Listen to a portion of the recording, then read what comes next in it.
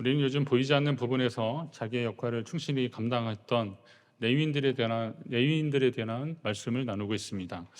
남들은 모두 기업으로 받을 땅을 상상하고 그리고 집 짓고 행복하게 살 생각으로 부풀어 있거나, 또 같은 레위 지파지만 제사장들은 화려한 예복 입고 사람들로부터 인정받고 주목받는 삶을 살고 있을 때 제물로 바쳐진 피비린내 나는 짐승을 순질해야 했고, 마땅히 물려줄 변변한 재산도 없지만 자녀들에게는 하나님이 우리의 기업이라는 믿음의 긍지를 계속 심어주면서 묵묵히 자기의 일을 감당했던 레위지파 같은 사람들을 당연히 하나님이 찾지 않으실까. 저는 레위인들을 묵상할 때마다 그런 마음이 들었습니다.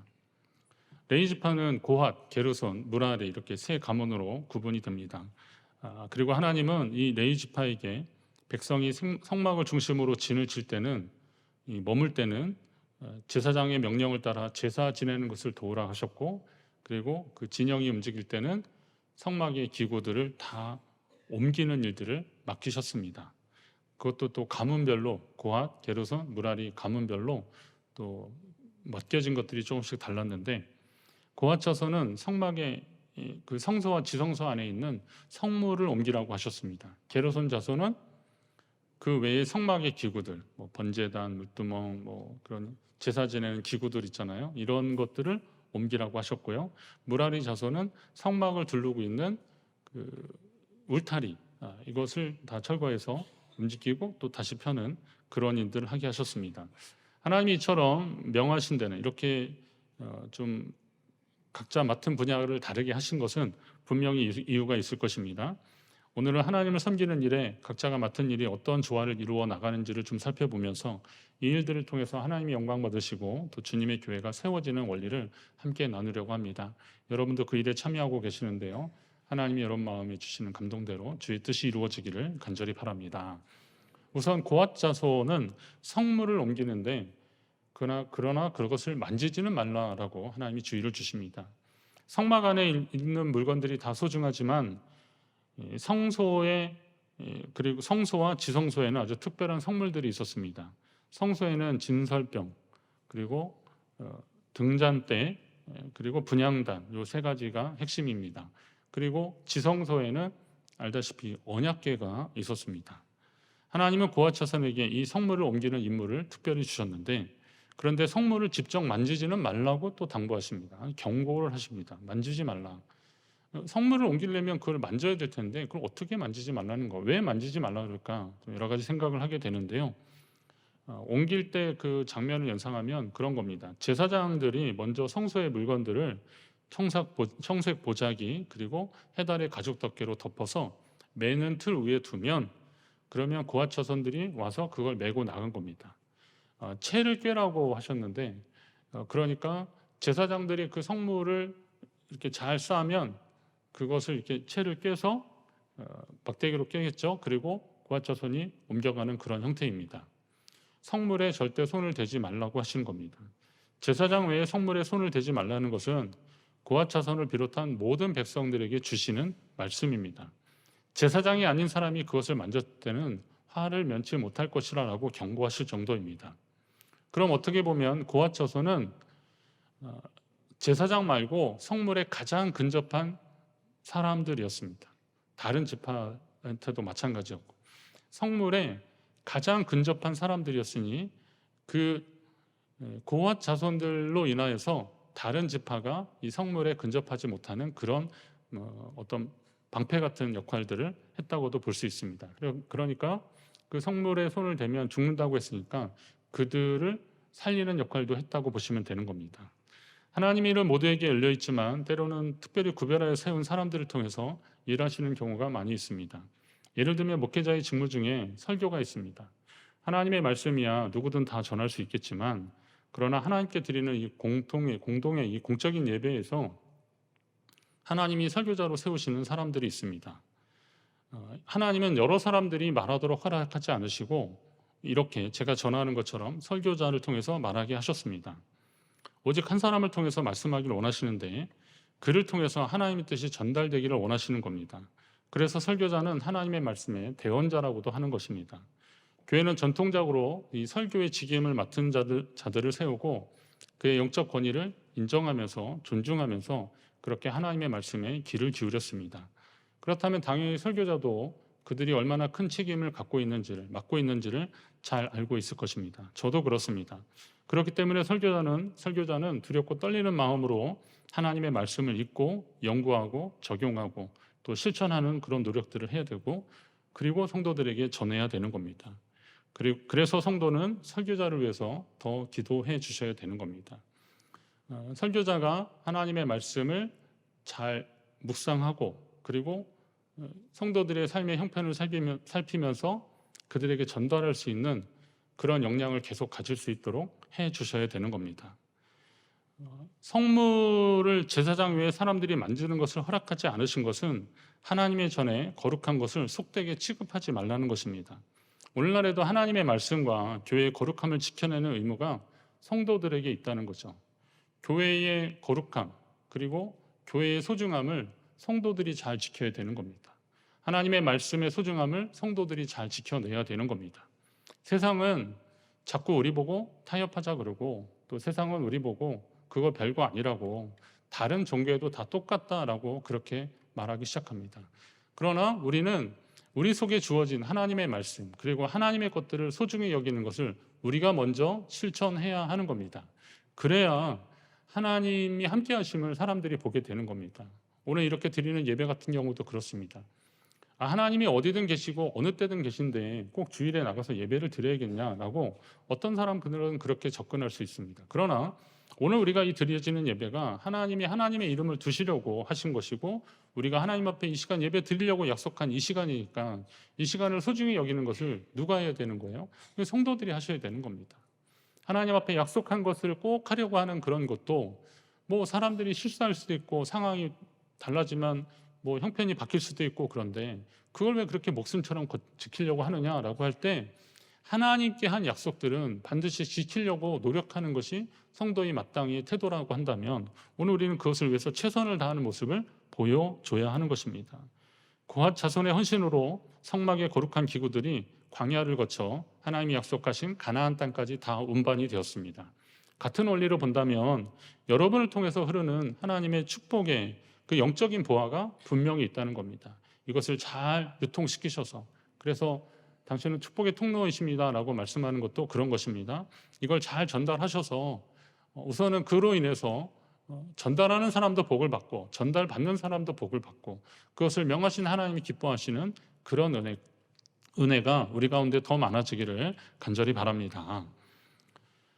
게르손 자손은 어떤 일을 했냐면, 이 사람들은 성막의 기물을 옮기는데 모르긴 몰라도 게르손 자손이 좀 제일 분주했을 것이다 이런 생각이 들었습니다. 이 사람들은 뭐 진설병 등잔대 그리고 분향단 같은, 그리고 그 언약궤, 이거는 고핫 자손이 옮기고, 나머지 그 성막의 기구들, 뭐 번제다, 물두멍, 뭐 집게 같은 것도 있었고 부삽이나 막대기 막 이런 그 제사 드리는데 필요한 도구들을 이 게르손 자손이 옮기게 되었던 겁니다.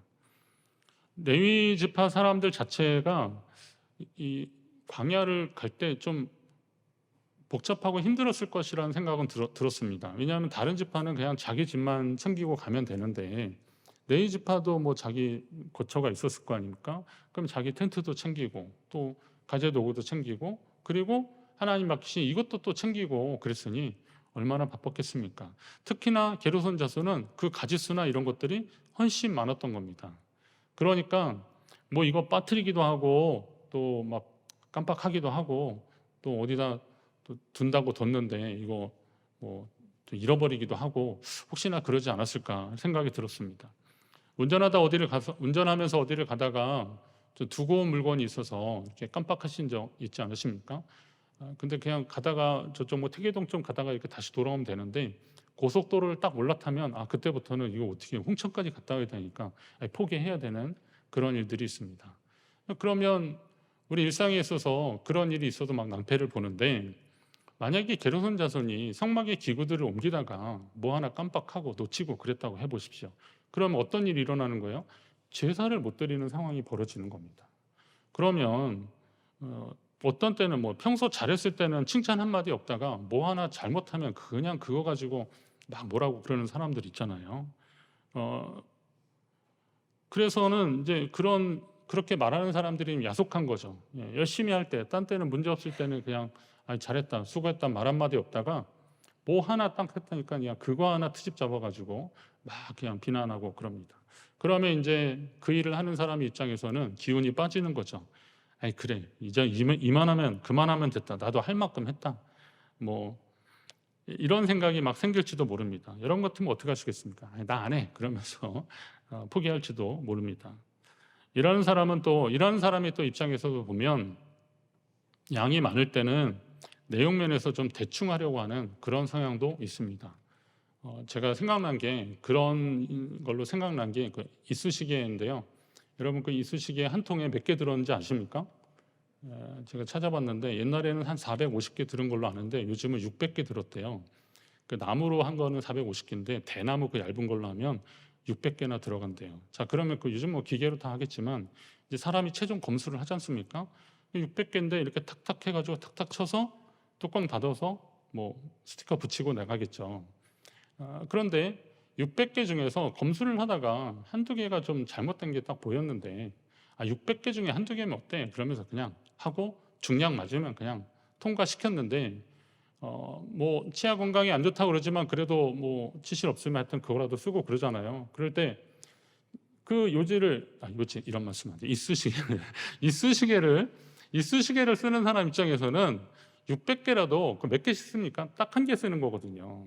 그 600개 중에 딱 한 개를 쓰는데 하필 집었는데 불량 이쑤시개를 딱 집었다고 해보십시오. 느낌이 어때요? 밥 잘 먹고 나왔다. 뭐 이런 게 있어. 뭐 그렇게 생각할 겁니다. 개수가 아무리 많아도 쓰는 사람 입장에서는 단 하나인 겁니다. 그렇다면 그 하나를 위해서도 소중히 여겨야 되는 겁니다. 게르손 자손이 뭐 여러 가지 기구들을 옮기고 있는데 그러다 보면 매일 하는 일들이니까 그 하는 일들이 좀 몸에 배기도 하고 또 습관이 돼서 능숙할 수도 있습니다. 그런데 이런 능숙할 때가 참 조심해야 되더라고요. 번제단 같은 경우에 가로 세로 한 2.5m 됐고 높이가 1.5m 되는데 이것을 이렇게 무거우니까 어떤 형태로도 옮겼을 텐데 그걸 다시 그 자리에 맞춰서 조립하고 그럴 때 그 일들이 매일 했으니까 이제는 처음에는 뭐 수평도 보고 수직도 보고 막 그랬을 겁니다. 그러나 이제 나중에 하니까요 대충 해도 되는 거죠. 맞는 것 같은 거죠. 그러다가 그렇게 당연히 있어야 되는 도구들이 한두 개 빠지면은 제사를 온전히 드리기 어렵다는 겁니다. 매일 드리는 입장에서는 내일 다시 잘하면 될 거다. 내일 다시 조립하면 된다라고 생각하겠지만 그러나 누군가 드리는 그 번제가 그의 생의 마지막 번제라고 한번 생각을 해보십시오. 그럼 그만큼 중요한 게 세상에 어디 있겠습니까? 게르손이나 레위 입장에서는 다음에 더 잘하면 되겠지라고 생각할지 모르겠지만 생의 마지막 예배가 되는 그 사람에게는 그것이 얼마나 소중한 것인데 이걸 소중히 여기지 않는다면 어떤 일이 일어나겠습니까? 제가 설교를 배울 때 저한테 말씀해 주신 분이 그런 얘기 하셨거든요. 너의 설교를 생애 마지막 듣는 사람이 있을 수도 있으니까 그걸 잘 기억해라. 제가 몇 주 전에 그걸 경험했습니다. 제가 전하는 말씀을 그분의 생애 마지막 듣는 그런 것을 경험했습니다.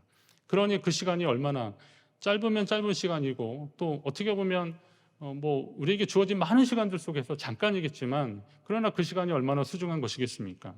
일을 맡은 사람들이 가져야 되는 태도가 바로 그런 것입니다. 어떤 사람에게 누군가에게는 마지막이 될 수 있으니 그것을 끝까지 우리는 매일 하는 것이고 또 많은 것 중에 하나라고 생각해서 소홀히 할 수 있는 그런 가능성이 분명히 있지만 그것을 거스려서 이것을 소중히 여겨야 되는 겁니다. 하나님의 일을 할 수 있을 때 여러분이 그 일들을 소중히 여기시기 바랍니다.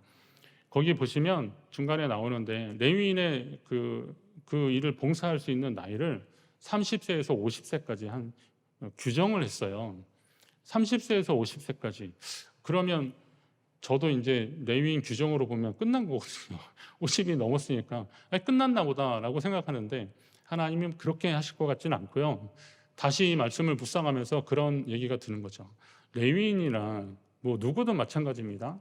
하나님의 일을 하는 사람들에게 있어서는 주님 섬기는 것은 평생 하는 것인데 적어도 이 나이에 있을 때는 다른 핑계 대지 말고 더 열심히 해라라는 겁니다. 여러분이 지금 그 일을 하실 때 그때가 생애 가운데 가장 젊을 때 아닙니까? 지금이 가장 젊을 때라는 이런 얘기 하잖아요. 그러면 이때 하나님 앞에 핑계대지 말고 끝까지 진지하게 최선을 다하는 사람들을 하나님이 기뻐하실 줄로 믿습니다. 여러분이 사용되어지는 것을 영광스럽게 여기시고 그 일 가운데 최선을 다하시기를 간절히 바랍니다. 자, 무라리 자손은 어떤 일을 했을까요? 무라리 자손이 해야 되는 것은 말씀드린 대로 성막을 드리고 있는 울타리를 거두고 옮기는 일이었습니다. 성막의 울타리는 크게 울타리 기둥과 세마포 휘장으로 되어 있었습니다. 그 기둥 끝에 이렇게 고리들이 있었는데 이걸 이렇게 좀 걸어서 울타리를 만들었습니다.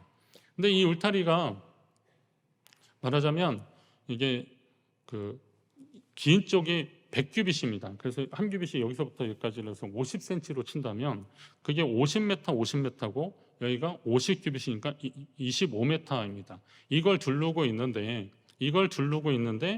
기둥이 20개가 이쪽에 20개, 이쪽에 10개입니다. 총 합치면 60개입니다. 그리고 세마포 울타리를 구성하는데 이게 그냥 계산해서 길이로 본다면 한 150m나 됩니다. 그리고 폭이 2.5m가 됩니다. 이거를 이 무라리 자손이 이렇게 옮겨야 되는 겁니다. 자, 그러면 일을 좀 해보신 분은 무라리 사람도 죽어놨다 이런 생각이 드는 거예요. 이게 보통 양도 양이지만 무게도 엄청나고 그리고 움직이는 게 보통 번잡스러운 게 아니었거든요. 그러니까 이게 굉장히 힘들었을 거라는 겁니다. 그런데 왜 하필 무라리한테 이런 일을 하게 하셨을까? 왜 그러셨을까요? 하나님한테 잘못 보여서 그랬나? 뭐 특별한 이유는 없어요. 그냥 그렇게 하신 거예요. 그럼 무라리 입장에서는 아니 왜 저 고앗 자손 쟤네들은 저 성물 몇 개만 움직이면 됐는데 왜 우리한테는 이런 거를 해야 되는 건가? 여러 가지 생각이 들 것입니다. 아주 힘든 일을 할 때 한숨이 저절로 나오고 힘든 일을 하면서 느끼는 심정이 뭐겠습니까?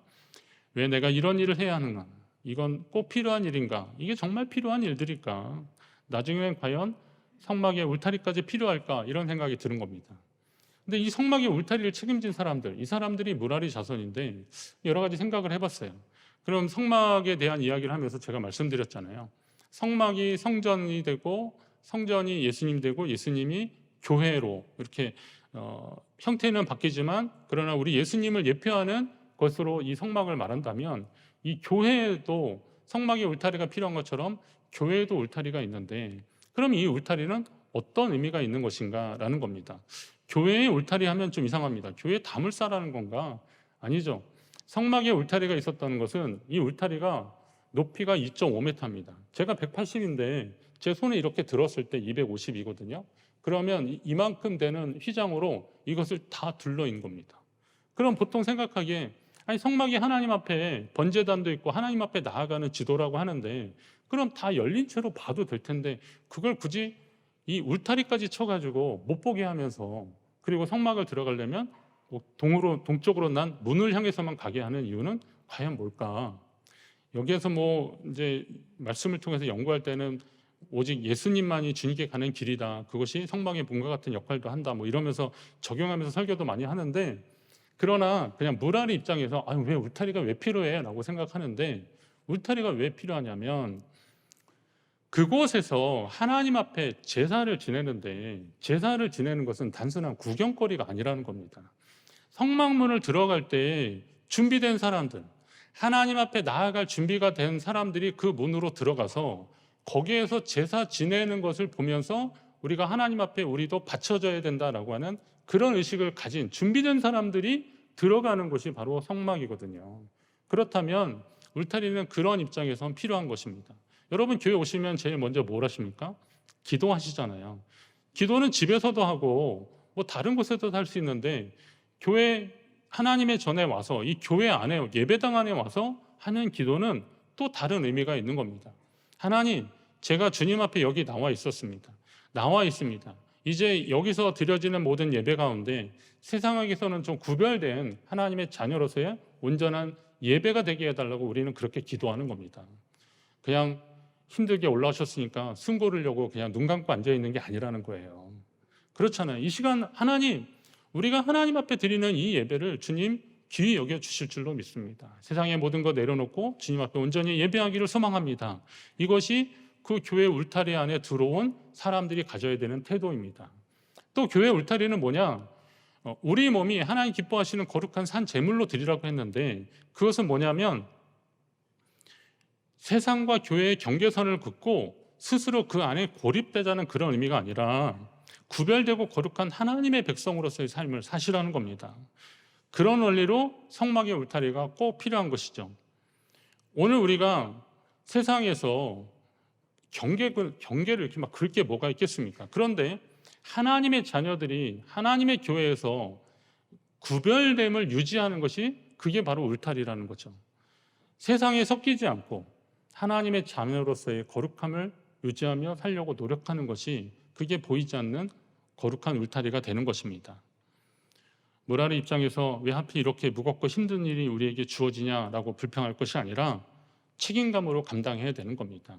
세상에 그냥 하나님 안 믿고도 잘 사는 사람들 많은데 왜 우리가 하필 그렇게 좀 번거롭고 힘들게 이런 일을 해야 되느냐라고 불평할 것이 아니라, 내가 그런 일에 참여할 수 있는 영광의 기회를 주님이 주셨다라는 차원에서 그 일을 기쁨으로 감당하시는 저와 여러분 되시기를 바랍니다. 무라리 자손을 보면서, 무라리 그 가문을 보면서 제가 든 마음이 그거예요. 조금 힘들고 거친 일이라도 맡겨만 주시면 얼마든지 하겠습니다 라고 하는 겁니다. 여러분, 조금 힘들고 거칠어도 하나님이 무라리 자손에게 그것을 맡겨주셨다면 그 일을 감당하는 것, 그 일이 영광입니다. 오늘 이 세 가문의 고핫, 게르손, 무라리, 이 레위 지파의 세 가문의 역할들에 대한 말씀을 나누면서 오늘 우리가 가져야 되는 삶의 태도도 한번 다시 돌아보게 됩니다. 이들은 섬김의 일꾼들이었습니다. 근데 이 섬김의 일꾼들이라는 것이 어떤 거냐면, 여러분, 섬김이라는 건요, 단지 남들이 하지 않으려 하는 굳은 일을 하는 것이 섬김이 아닙니다. 섬김은 나의 그 행위로 인하여서 누군가 도움을 받거나 세워지는 일들이 다 섬김입니다.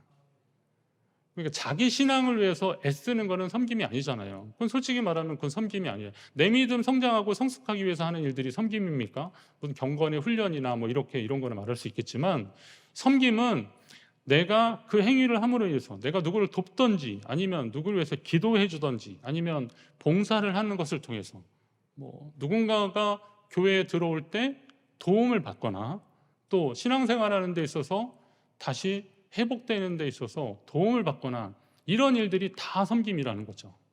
그럼 이 섬김의 때는 하나님이 우리를 그 섬김의 사람으로 삼아주시는 것이 귀한 일인 거죠.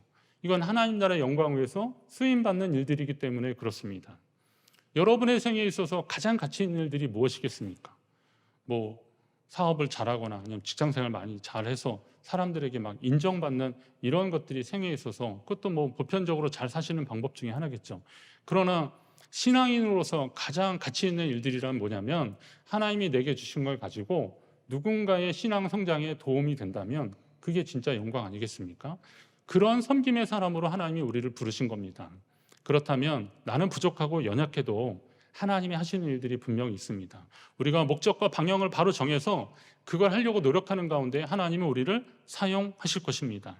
그렇다면 저와 여러분도 얼마든지 쓰임받을 수 있다는 사실을 기억하시고, 우리 교회 안에 그런 섬김의 일꾼들이 더 많아지기를 간절히 바랍니다. 그리고 섬김은 하나님 앞에서 우리가 할 수 있는 것들을 하는 겁니다. 시간과 정성을 드리는 겁니다. 누군가에게 도움이 되는 일들을 하는 거라고 다시 말씀드립니다. 여러분의 것으로 최선을 다하십시오.